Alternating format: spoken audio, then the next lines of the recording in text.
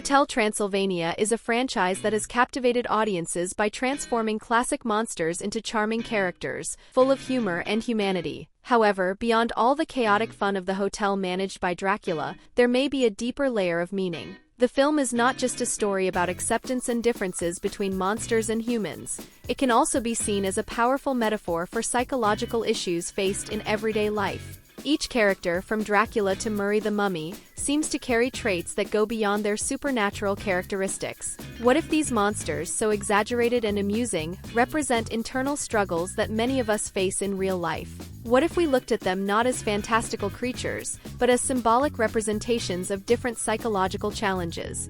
Dracula is the central character in Hotel Transylvania, and his personality carries more depth than it might initially seem. From the beginning, we see that he is an overprotective father, determined to keep Mavis away from the human world. This behavior is understandable, given his traumatic past. The death of his wife at the hands of humans not only drove him to create a safe haven for monsters, but also left deep emotional scars that shaped his actions. Dracula's behavior reflects several classic symptoms of PTSD, post-traumatic stress disorder. He avoids situations that might remind him of the trauma, such as interactions with humans, and builds the hotel as a kind of emotional fortress.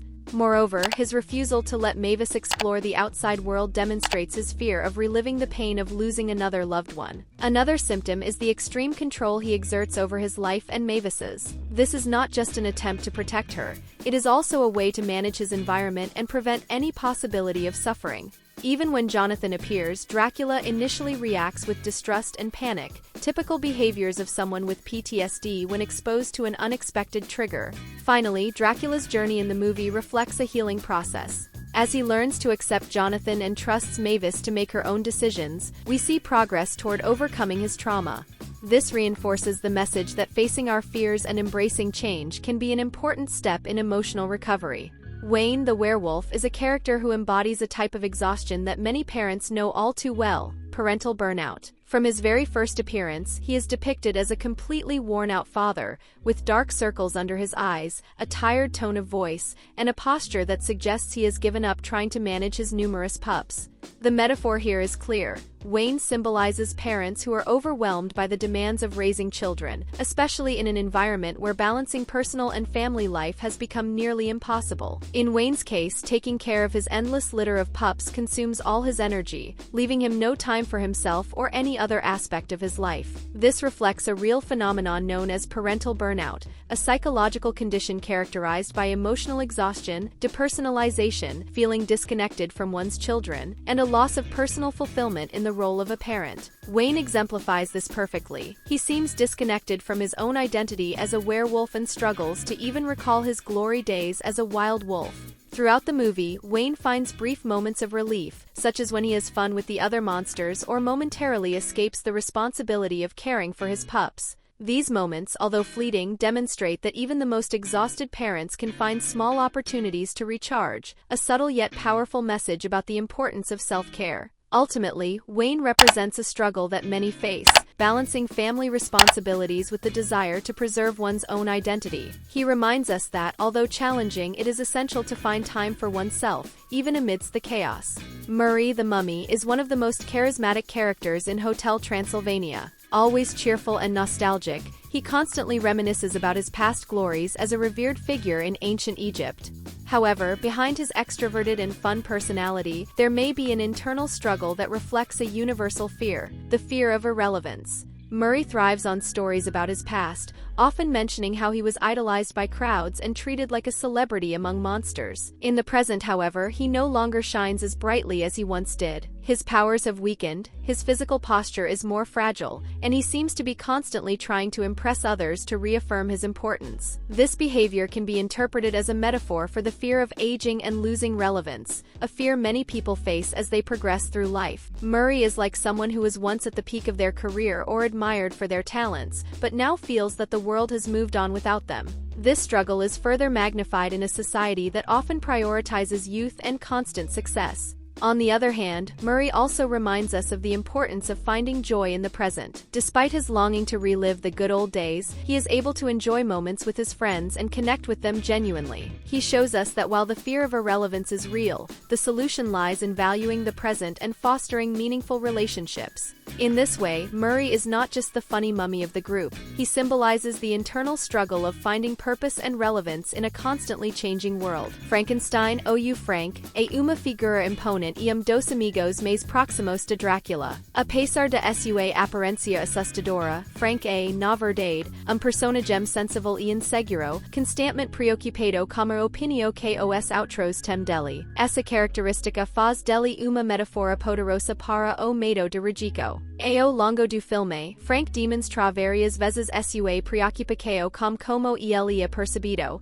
especialmente pelos humanos. Mesmo ambiente seguro como o Hotel Transylvania, ele se mostra ansioso sobre a possibilidade de alguém o rejeitar ou julgá-lo por ser quem ele é. Essa insegurança se intensifica quando ele é exposto ao mundo humano, onde acredita que será imediatamente rotulado como monstro perigoso. O medo de ridículo é algo com que muitos podemos identificar. Ele está profundamente enraizado na necessidade humana de aceitação e pertencimento. Frank, embora seja literalmente montado a partir de partes de diferentes pessoas, representa a sensação de inadequação que algumas pessoas enfrentam ao sentirem que não são inteiras ou boas o suficiente para os outros. No entanto, Frank também nos mostra como a verdadeira aceitação química dentro de nós mesmos. Quando ele está cercado por seus amigos no hotel, ele se sente mais confiante, pois sabe que está em ambiente onde suas peculiaridades são valorizadas.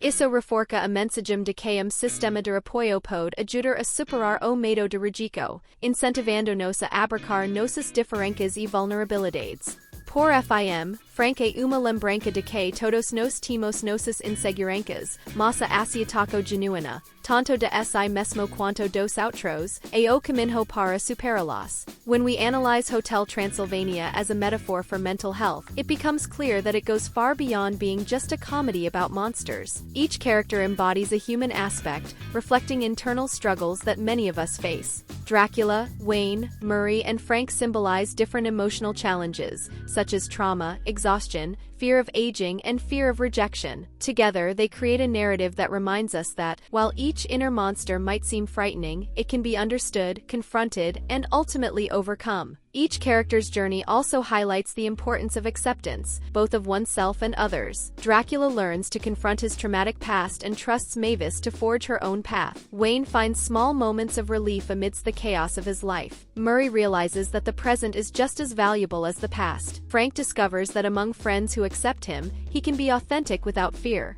Moreover, the interaction between monsters and humans in the film serves as a clear representation of how fears and prejudices can be overcome through empathy and understanding. Jonathan, an ordinary human, enters the world of monsters and, despite some initial challenges, proves that differences can be bridged when mutual acceptance is present. Ultimately, Hotel Transylvania is a powerful reminder that our emotional challenges do not define us. They are part of what makes us unique and can be addressed with support, self-understanding, and love. The central message is clear. Everyone has their inner monsters, but with patience and acceptance, it is possible to live in harmony with them. After viewing the characters of Hotel Transylvania in this light, it's hard not to wonder, are monsters really that different from us? The movie, with its light-hearted and humorous approach, hides profound messages about mental health, acceptance, and the struggle for balance in our lives. Now I pose a question to you. Which of the monsters in Hotel Transylvania do you think most reflects the emotional challenge face?